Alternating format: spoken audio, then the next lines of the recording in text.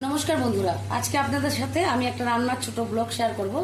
আপনাদের যদি ভালো লেগে থাকে আমার সাথে থাকবেন। প্রথমে আমি কড়াইটা গরম করে সরষের তেল দিয়ে দেব। আজকে আমি বোয়াল মাছের আলু দিয়ে ঝাল বানাবো।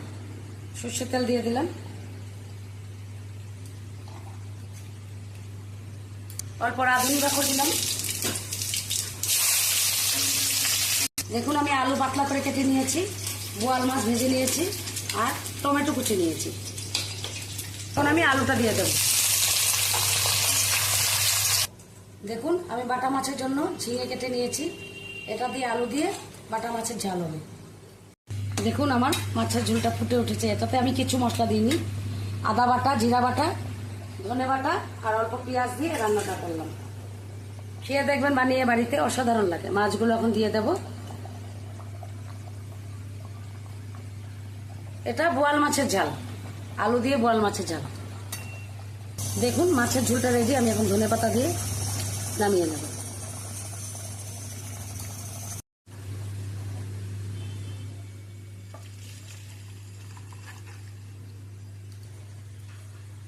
এখন আমি বাটা মাছটা রান্না করব।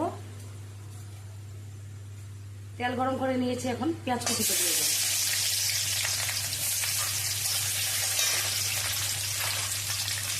পেঁয়াজটা লাল করে ভেজে নিই। পেঁয়াজটা ভেজে নিয়েছি, এখন আলু আর ঝিঙ্গাটা দিয়ে দেবো। দেখুন মাছটা ফুটে উঠেছে ঝোলটা, এখন মাছগুলো দিয়ে দেব।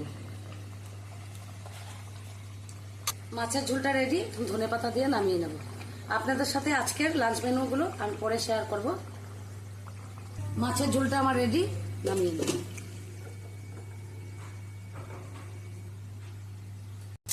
আমি আজকে চিংড়ি মাছের তেল ঝাল করছি। দেখে নিন আমি কি কি দিয়েছি। এটাতে প্রথমে সাদা তেল দিয়েছি, বাটার দিয়েছি, পেঁয়াজ কুচি, টমেটো কুচি। দেখুন চিংড়ির তেল ঝালটা আমার রেডি। আপনাদের সাথে এটা পরে আমি শেয়ার করব। দেখুন আজকে রবিবারের লাঞ্চ থালাটা আমি রেডি করলাম।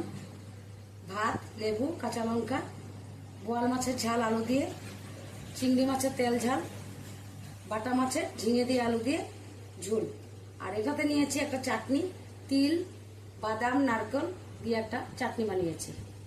আর আপনাদের যদি এই থালাটা ভালো লেগে থাকে লাইক করবেন, শেয়ার করবেন আর সাবস্ক্রাইব করে দেবেন। আর আমার পাশে থাকবেন।